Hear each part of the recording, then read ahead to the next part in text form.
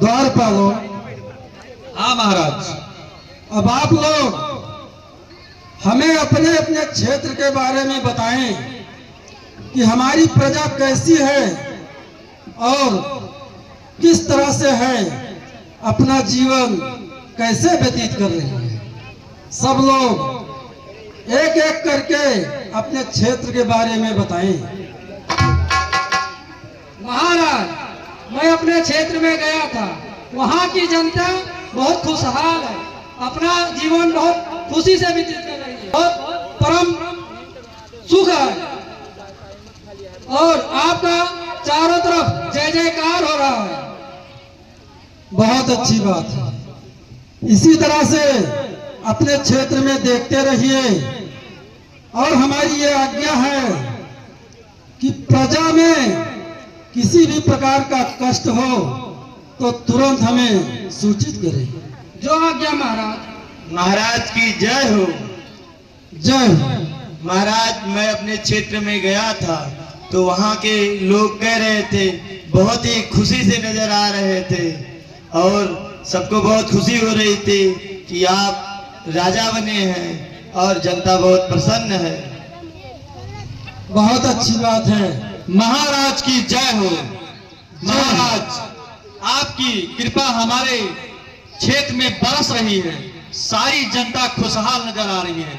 जय हो, जय हो, जय हो। तो देखते रहिए। महाराज की जय हो। जय हो।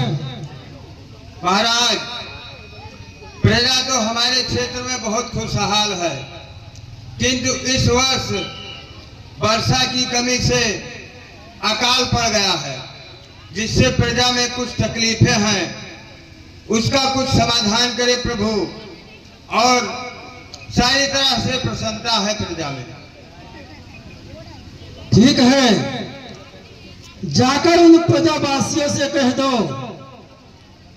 कि हम प्रजा से उसी प्रकार कर लेंगे जिस प्रकार सूर्य पृथ्वी से जल सोखते हैं। जहां पर अधिक जल होता है, जैसे नदी, तालाब और झरने, वहां से सूर्य अधिक जल लेते हैं और पृथ्वी से नाम मात्र के लिए जाकर उन प्रजा, और फिर वही जल मेघ बनता है और मेघ बनकर पृथ्वी पर गिरता है, लेकिन बराबर बराबर भागों में। जाकर उन प्रजावासियों से कह दो कि चिंता की कोई बात नहीं, हम उनके ही अनुसार कर लेंगे। बोलिए राजा रामचंद्र की। हाँ बंधु, हमारे प्रभु सेनापति दुर्मुख, तुमने अभी तक अपने क्षेत्र में के बारे में कुछ नहीं बतलाया। क्या बात है? तुमको उदास देखकर मैं बहुत दुखी हो रहा हूँ। नित्य कोटि चरि अवनि सिधा। सब लोगों ने अपने अपने क्षेत्र के बारे में अपने क्षेत्र का सारा हाल सुनाया, जिससे मैं काफी संतुष्ट हुआ। लेकिन तुमको उदास देखकर हमारे मन में काफी चिंता उत्पन्न हो रही है। सभा के दूत भाई दैनिक खबरें लाने वाले एकांत समय के फिक्रे हैं, सबको भ्रम में पहुंचाने वाले। यह सच है कोई बात आज अंदर ज्वाला हो भड़की है, कारण इस समय अचानक ही मेरी भी छाती धड़की है। क्यों बायां अंग फड़कते सारे, बेचैनी बढ़ती जाती है। अनुभव तन से होता है या आत्मा ही खिंचती जाती है। फिर भी मैं आज्ञा देता हूँ, जो कुछ हो उसे प्रकट जरूर करो। बोलो, क्या कहना चाहते हो? तुमको उदास देखकर मैं बहुत दुखी हो रहा हूँ। महाराज, मैं अपने क्षेत्र की बात आपसे कहूंगा, लेकिन एकांत में कहूंगा। मेरे क्षेत्र की बात सभा में कहने वाली नहीं है महाराज। दुर्मुख, फिर भी मैं आज्ञा देता हूं, जो कुछ हो उसे प्रकट जरूर करो। एकांत समय में राम सुने, इस भेद भाव को दूर करो। महाराज, तुम अभी तक ये नहीं जाने कि हमारे और प्रजा के बीच कोई भी भेद नहीं है। जो कुछ कहना चाहते हो उसे इस सारे सभा के बीच कहो। ठीक है महाराज, मैं जो कह रहा हूं उसे आप ध्यान पूर्वक सुने।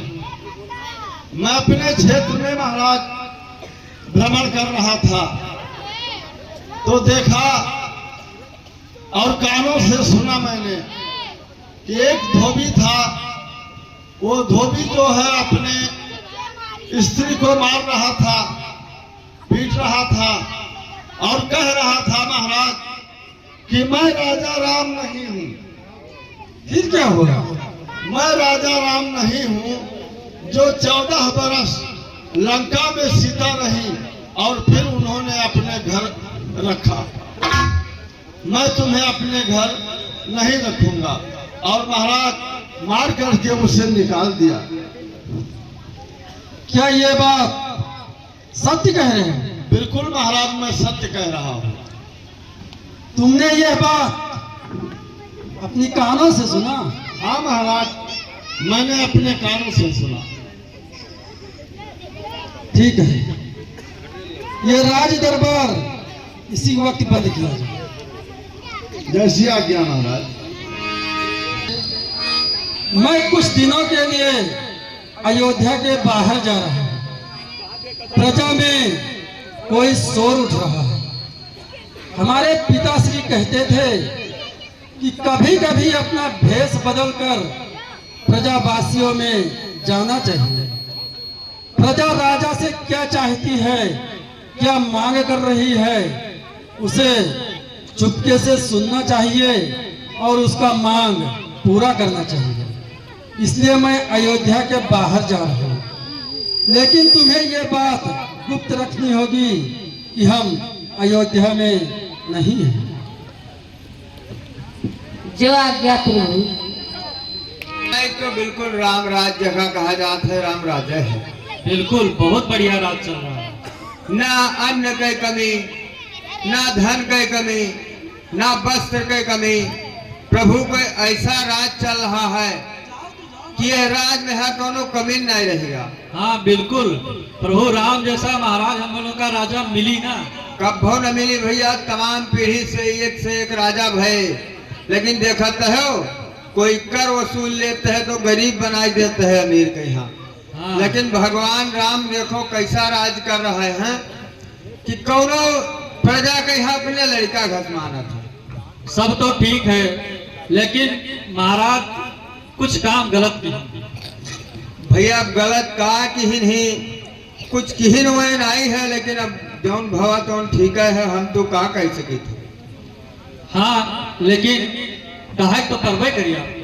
हाँ भैया देखो, धोबिया काल कहते रहा सुनबे की हो, हुआ रहबे की हो। हाँ सुना गया है, तो बात बताई थे आपसे। और जनता पूरे प्रजा में यहाँ खलमंडल मचा है कि बताओ 14 बरस हुआ रही लंका में यहाँ हाँ, तक बैठाए हैं भगवान फिर राज सिंहासन पे यहाँ।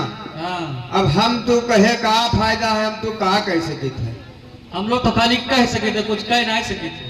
हाँ भैया, अपने हाथ में कुछ है ना है, लेकिन अब हुए चाहे जो राजा तो राजा हैं, उनके बारे में है देखो गलत कहबो न क्यों नहीं कहूँ, कोई सुन ली तमाम गुप्तचर हर हाथ टहर थे तो हमें तुम्हें फांसी हो जाई। बहुत बड़ा दंड मिली हमें लोगों को। हाँ भैया चलो चली घरे, रात बहुत होएगा। चलो चलो आराम करो। हाँ चलो। दुर्मुख, महाराज, हमारे बारे में केवल इसी नगर में ऐसी बातें होती हैं या और भी नगरों में? महाराज इस पूरे क्षेत्र में हो रहा है। और देवी सीता के बारे में? बस वही कि 14 साल लंका में रही और ला करके उनको सिंहासन पर बैठा दिया गया। वो राजा है, जो कुछ चाहे वो कर सकते हैं, लेकिन मैं तुम्हें नहीं रखूंगा। यही चर्चा चल रही है महाराज, सब लोग कह रहे हैं। प्रजा इतनी निर्मम हो सकती है, इसका विश्वास नहीं है। ठीक है, तुम जाओ। प्रजा हमसे क्या चाहती है, क्या मांग कर रही है, मुझे कुछ समझ में नहीं आ रहा। अब मैं क्या करूं? मेरा मन बहुत विचलित हो रहा है। ठीक है, अब मैं अपने गुरुदेव के पास चलता हूं। जैसा वो मुझे सलाह देंगे उसी के अनुसार कार्य किया जाएगा। जय हो। जय हो। द्वारपाल महाराज, हम गुरुदेव के दर्शन चाहते हैं। ठीक है महाराज के पास और फिर आ रहा हूँ। ठीक है। के चरणों में मेरा प्रणाम स्वीकार। यशस्वी भव। गुरुदेव, महाराज राम आपसे मिलना चाहते हैं। राजा रामचंद्र हमसे मिलना चाहते हैं। हाँ गुरुदेव। ठीक है, उनको ससम्मान हमारे पास लाया जाए। गुरु ने आपको बुलाया है। कल्याण मस्त। बड़े राजा रामचंद्र, आसन ग्रहण कीजिए।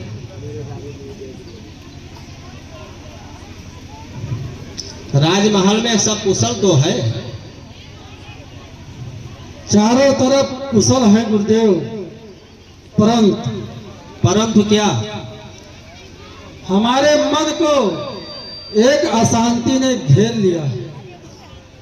यही सोचकर मैं आपके पास आया हूं कि गुरु चरणों में बैठकर मुझे शांति मिलेगी। हमारा मन बहुत विचलित है गुरुदेव। राजा का मन विचलित, यह शुभ संकेत नहीं है। राजा का मन तो एक चट्टान की भांति अटल और अचल होना चाहिए, क्योंकि उसको बड़े महत्वपूर्ण निर्णय करने होते हैं। राजा के निर्णय पर धरती के लाखों प्राणियों का सुख दुख निर्भर होता है। इसीलिए आवश्यक है कि राजा का चित्त स्थिर और शांत रहे। मन के विचलित होने का एक ही कारण होता है मोह, वस्तु से, किसी प्राणी से, अपने सुख अथवा अपने जीवन से ही। अधिक मोह हो जाने से चित्त में स्थिरता नहीं रहती है। भय रहता है कि वो प्यारी वस्तु, वो प्राणी, वो सुख कहीं खो न जाए। कुछ खो जाने के भय से ही मन विचलित होता है। इसीलिए राजा को किसी से भी मोह नहीं रखना चाहिए, तभी तो वो अपने कर्तव्य और न्याय के पथ पर दृढ़ रह सकता है। राजन, जो मोह का कारण है उसे त्याग दो, शांति मिलेगी। गुरुदेव, आप नहीं जानते कि आप क्या त्यागने की बात कह रहे हैं। मैं ये नहीं जानता महाराज, आपने जितनी बातें बताई उसके संदर्भ में धर्म क्या है वही मैंने बताया। धर्म का निर्णय ये देखकर नहीं किया जाता है कि किसको कितना और क्या त्यागना पड़ रहा है। इसलिए आपसे मैं वो प्रश्न पूछा ही नहीं। धर्म तो समस्त छोटे बड़े सबके लिए एक ही होता है।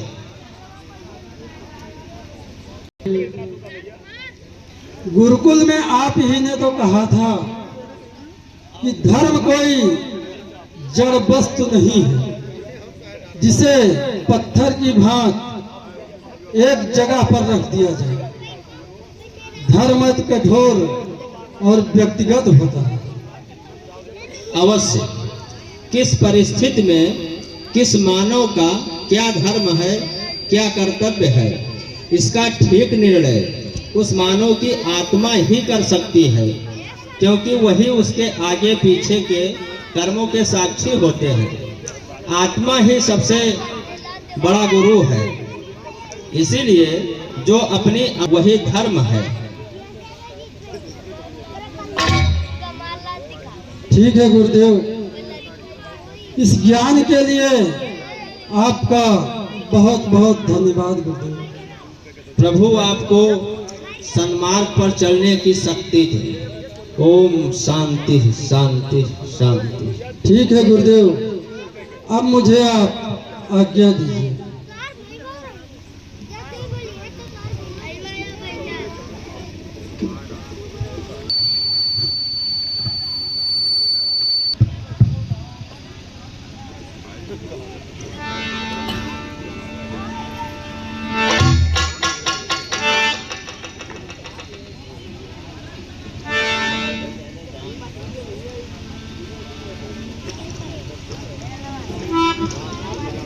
प्रभु, आपने सुबह से कुछ नहीं ग्रहण किया है। चलिए भोजन ग्रहण कर लीजिए। नहीं सीते, इस समय मुझे कोई भूख नहीं। भैया, आप इतने उदास क्यों हैं भैया? भरत, हे भैया, भरत सत्य ही है। मैं कभी राज्य के योग्य न था। वनवासी शासन क्या जाने, वह कभी ताज के योग्य न था। पर बीत गई सो बीत गई, अब बिगड़ी बात संभालो तुम। जो भार राम के सिर पर है, भाई हो उसे उठा लो तुम। हम वानप्रस्थ आश्रम में ही अब नियमों सहित निभाएंगे। सीता के साथ वनों में हम निज जीवन शेष बिताएंगे। सुनता था राज चलाने में है एक खिलौना काले का, अब अनुभव खुद ही करता हूँ उस मकड़ी वाले जाले का। इस कारण भरत सुन रहे हो, शासन ले लो रघुराई से। जो कार्य उचित है भाई का, अब वही कराओ भाई से। भरत, मेरा मन कर रहा है कि मैं ये राज और पाठ तुम तीनों भाइयों में से किसी एक को सौंप कर अपना बचा हुआ जीवन सीता के साथ हम वन में बिताएं। भरत, तुम तीनों भाइयों में श्रेष्ठ भी हो, तुम्हारा मन भी निर्मल है। तुम ही यह राज्य संभाल लेते तो बहुत अच्छा था। भैया, आपके उदासी का कारण मैं ही हूँ भैया। मुझे क्षमा कर दीजिए, मुझसे क्या गलती होगी। मैं ये राज नहीं संभाल पाऊंगा भैया। भरत, मैं तो ये कह रहा था कि अब मैं थक गया। कह रहे हैं महाराज, आप थक गए हैं? नहीं महाराज, जिस दिन महाराज रामचंद्र थक जाएंगे उस दिन चंद्र और सूर्य की गति रुक जाएगी और ये धरती रसातल में चली जाएगी। आप ऐसा ना कहें महाराज, आप हम लोगों की ऐसी परीक्षा ना लीजिए, आप ऐसा ना कहें। ठीक है भरत और लक्ष्मण, मैं तुम तीनों में से किसी एक को चाहता था कि राज्य संभाल लो तो उत्तम। ठीक है, ये तुम लोग नहीं मान रहे हो और हमारे उदासी का कारण भी जानना चाहते हो। लेकिन रात विश्राम करो, सुबह कोई निर्णय लिया जाएगा। जो तो नहीं है।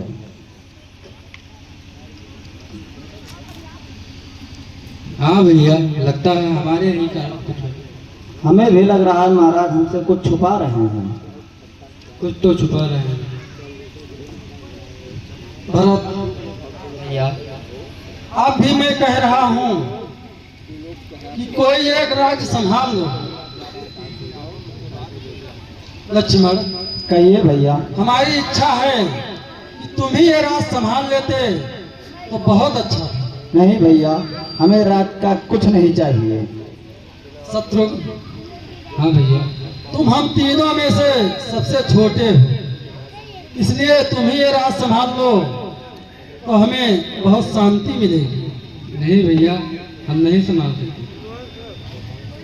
ठीक है भरतलाल, भरतलाल तो ठीक है फिर एक उपाय, प्रजा हेतु सर्वदा को सीता त्यागी जाए।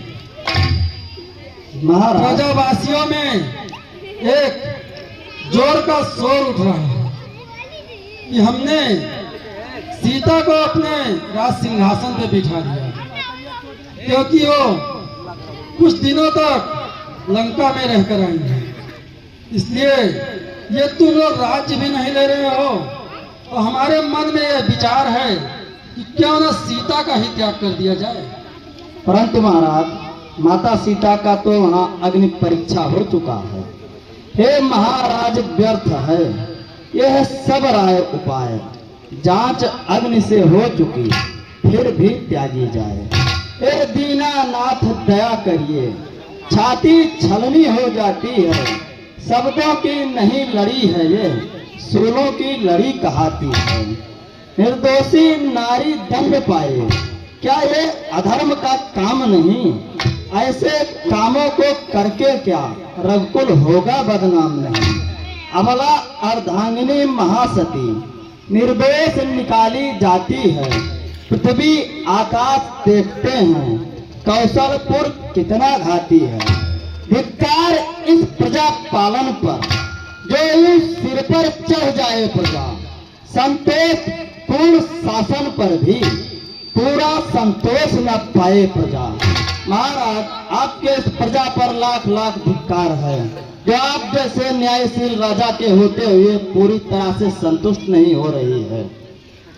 लक्ष्मण, कहिए भैया। शासन जब तलक नहीं होगा अपनी इच्छाओं पर मन पर, तब तलक प्रभाव पड़ेगा क्या परिजन पुरजन विप्रजन पर?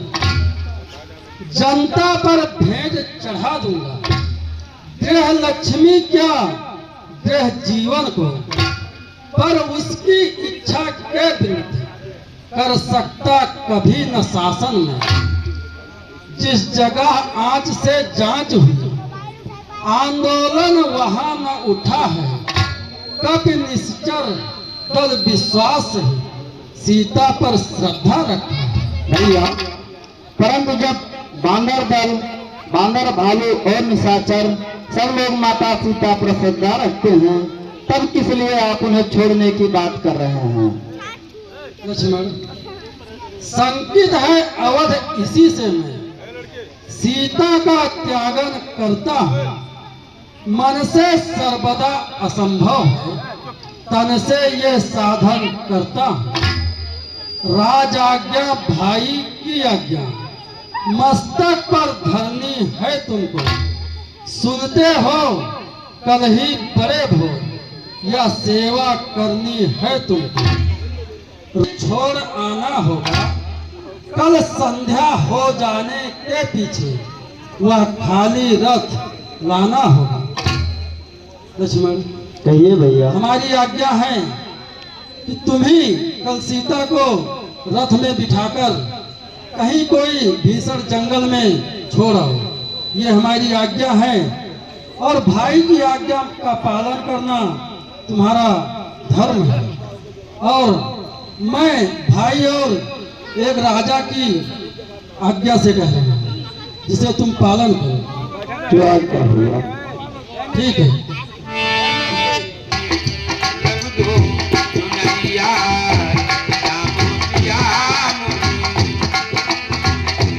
कर डाले आज्ञाकारी, किस तरह विसर्जन देवी का मंदिर से करे पुजारी। है एक ओर आज्ञा पालन, दूसरी ओर संकट अति है। निगले न बने उगले न बने, यह सांप छछुंदर की गति है। हे विधना साध्वी सीता पर क्या वज्राघात किया तूने, जो मंगल आस दिनों से थी उसमें उत्पात किया तूने। तू ही साक्षी था अग्नि रूप, फिर यह क्यों दिन दिखलाता है। लंका में जिसकी रक्षा की उसको क्यों आज मिटाता है। गृहिणी का पद पाया जिसने, गृहिणी का पद पाया जिसने, वह ताज आज क्यों अतिशय है। हे न्यायाधीश न्याय यह तो न्यायालय अन्यायालय है। पूछे कोई उसके दिल से जिस पर यह आफत आती है। पद सेवा करती हुई सती पद द्वारा त्यागी जाती है।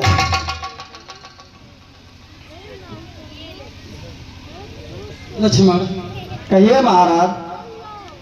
तुम इतने गंभीर क्यों हो रहे? मैं तुम्हारी बातें अभी तक छिपकर सुन रहा था।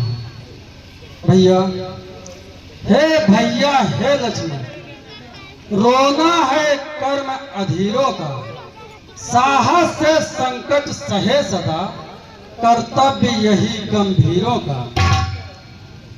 भैया, कहिए भैया।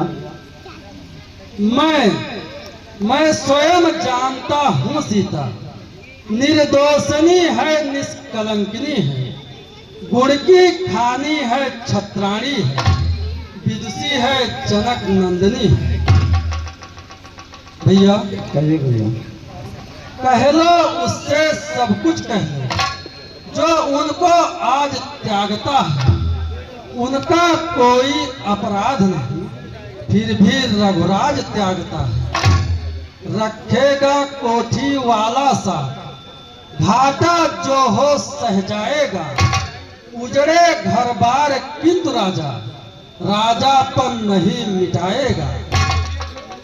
उसके हर जाने से बन पागल की भांति विचरता था।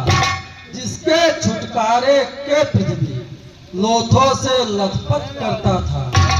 अब उसी प्राण प्रिया भार्या को अब त्रास दे रहा है राघव। मांगलिक समय होने पर भी वनवास दे रहा है राघव। तुम देख रहे मैं त्याग रहा, यह त्याग न छिपकर करता हूँ। जो कुछ करता हूँ अपने पर, जो कुछ करता हूँ सीता पर, वह सब मैं अपने आप पर करता हूँ। बस अब विलंब का काम नहीं, अग्रज से हाँ बोलो लक्ष्मण। अपने राजा अपने स्वामी से, अग्रज से हाँ बोलो लक्ष्मण। लक्ष्मण, कहिए भैया। हमारा कहना मानना तुम्हारा प्रथम कर्तव्य है। इसलिए जाओ और सीता को वन में ले जाने की तैयारी करो। कल तुम्हें बड़े ही भोर सीता को ले जाकर निकलना होगा। धीरज महाराज, इतने अधीर मत हो। प्रिय सीता, आज तक हमारे कुल में कोई भी राजा अपनी पत्नी से कुछ नहीं मांगा, लेकिन मैं पहली बार तुमसे कुछ मांगना चाहता हूँ। सीता प्यारी भामनी, छाया को दो ठोर, करना है जग के लिए थोड़ी लीला। जिन भक्तों के कारण मैंने गरुड़ासन त्यागा था अपना, उसका आसन स्वीकार किया, सिंहासन त्यागा था अपना। जो सुरमंडल बानर बनकर, सुन रहे हो ना, जो सुरमंडल बानर बनकर लंका से तुमको लाया था, इधर आया है अपने बल पर, इतना ज्यादा गर्व आया। कमले तुम खूब जानती हो, है नाम गर्भहारी मेरा। कर दूं भक्तों का गर्भ घर, तब बोझ मिटे भारी मेरा। इसलिए जाओ तुम साकेत धाम को, और मैं इधर कुछ लीला करना चाहता हूँ, और तुम्हारी छाया हमारी सहायता करेगी। निज छाया सीते, उस दिवस बनों के चित्र देख तुम मन ही मन उमंगाती थी। गंगा में पर्ण कुटीरों पर अपना अनुराग दिखाती थी। इच्छा तुम प्रकट कर रही थी, जीवन में वन बिहार फिर हो, रुचती न हो मोतियों की माला, वाही मोतिहार फिर हो। कुछ सैया हो, फल भोजन हो, सत्संगति हो, मुनि मंडल हो, जी बहलाने को आसपास हिरणों के बच्चों का दल हो। वही अभिलाषाएं शायद मेरे भीतर मचली आकर इस समय रूप के आज्ञा में मुख से बाहर निकली आकर। अतएव सिधारो प्राण प्रिय, अपनी इच्छाएं पूरी करने को आएंगे।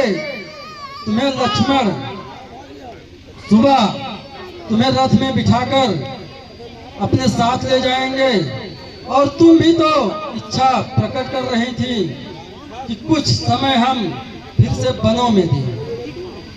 आएंगे बड़े भोर लक्ष्मण, सेवा में रथ भी लाएंगे। यह कार्य उन्हीं को सौंपा है, वह साथ तुम्हारे जाएंगे। अच्छा अब सीते प्रिय विदा, जब जग में निर्मल चांदनी रहे, यह राम तुम्हारा बना रहे, तुम सदा राम की बनी रहो। सीते, लक्ष्मण तुम्हें सुबाला रथ में बिठाकर ले जाएंगे। तुम धीरज रखना प्रिय, ये राम तुम्हारा न तुमसे कभी अलग रहा है और ना ही कभी रहेगा। जाओ सीते, तुम्हारे ही बच्चों के द्वारा सब लोगों का अभिमान चूर होगा और उसी में मेरा खेल होगा।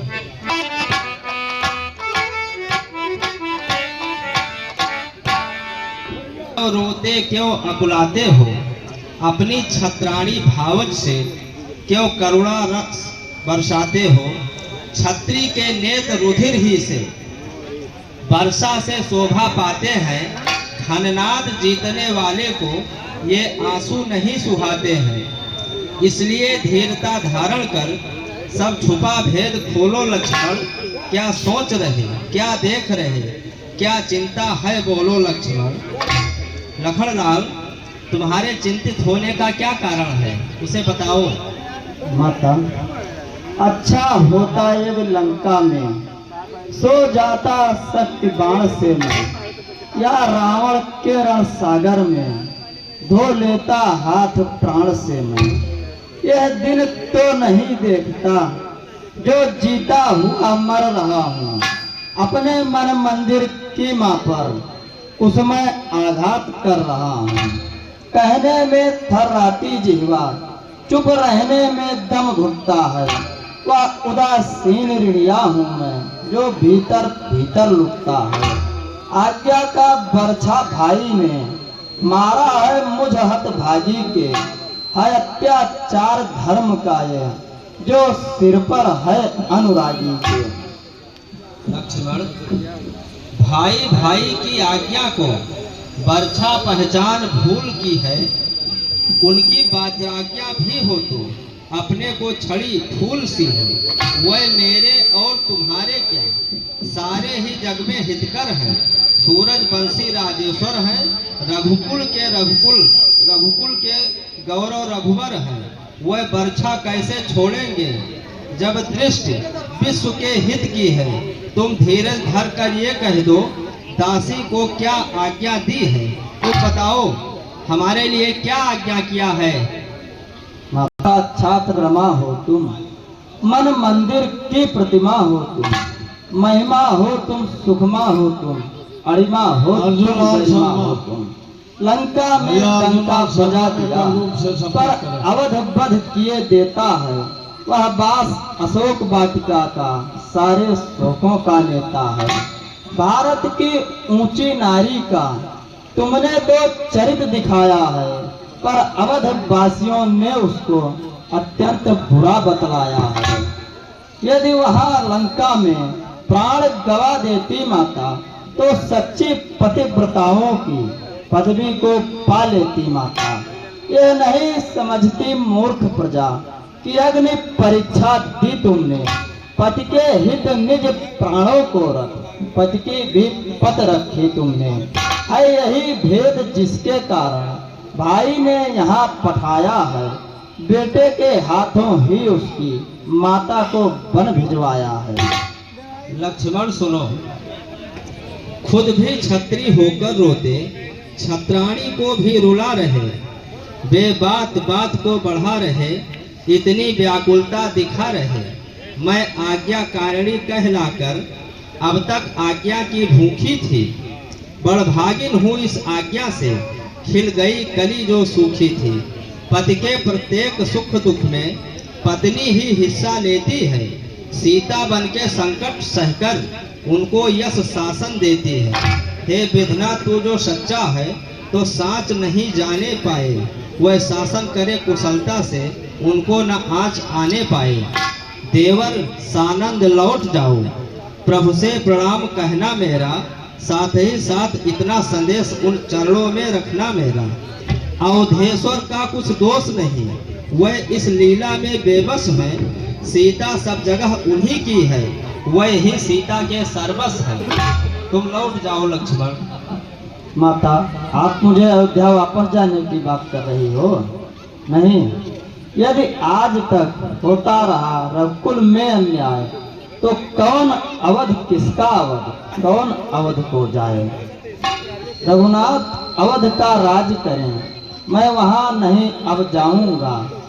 14 बरसों तक साथ रहा, जैसे भाई की सेवा में, वैसे ही फिर भी हूँ तत्पर अपने माता की रक्षा में। रघुनाथ अवध का राज करें, मैं वहां नहीं अब जाऊंगा। इन चरणों की सेवा में जीवन संपूर्ण बिताऊंगा। जनता अपना कर्तव्य करे, जिससे ऊंचा राज्यासन हो। राजा अपना कर्तव्य करें, जिससे जनगण प्रिय शासन हो। मैं भी कर्तव्य इधर अपना कर जाऊंगा इन चरणों में, सेवा व्रत पूरा पालन कर मर जाऊंगा इन चरणों में। माता, मैं अयोध्या वापस नहीं जाऊंगा, आपकी यही सेवा करूंगा। नहीं लखनलाल, सुनो, बच्चा बच्चा भूमंडल का गुणगान तुम्हारा करे लखन, रघुकुल नायक ही के समान सम्मान तुम्हारा करे लखन। आदर्श गुणों का हे देवर, तुम में अथाह भंडार रहे, तुम सच्चे भाई भक्त रहो, भाई का तुम पर प्यार रहे। जैसा तुम्हारे प्रभु ने आज्ञा दिया है वो कार्य करो, यही तुम्हारे लिए उचित है और यही रघुकुल की मर्यादा है, इसलिए तुम वही करो जो स्वामी ने तुमको आदेश दिया है। ठीक है माता, जो आज्ञा। Hello hello. रथ चरण बंदिश तेरे, चले अब गौर प्यास। मुनिवर के श्री चरणों में प्रणाम है। कल्याण हो बस। मुनिवर, आपके आश्रम के समीप एक गर्भवती स्त्री जोर जोर से रुदन कर रही है, क्या करें महाराज, आप बताएं। इस दिन का मुझको पहले से ही ज्ञात था कि ये दिन अवश्य आएगा। ठीक है सेवक, जाइए और आप उस स्त्री को यहाँ ले आइए। जैसे आज्ञा महाराज। मुझको ज्ञात था कि एक दिन अवश्य ये दिन देखना पड़ेगा। देवी सीता, आप निसंकोच आश्रम में रहो और यहाँ आपको किसी प्रकार की तकलीफ नहीं होगी। सेवक, मुनि पुत्री मैं जनक की पुत्री, और महाराज चक्रवर्ती नरेश की वधू। इस जो चरित्र आज तक हुआ कोई जान नहीं सका, किंतु पुत्री आज से आपका नाम वैदेही, सीता, जानकी जो भी था, लेकिन आज से मैं आपकी छवि को छुपाने के लिए आपको एक नया नाम देता हूँ। आज से आपका नाम बनदेवी रहेगा। जाइए आश्रम में और वहीं विश्राम करिए। सेवक जाइए और इनको इनके स्थान तक पहुँचाइए। ठीक है महाराज।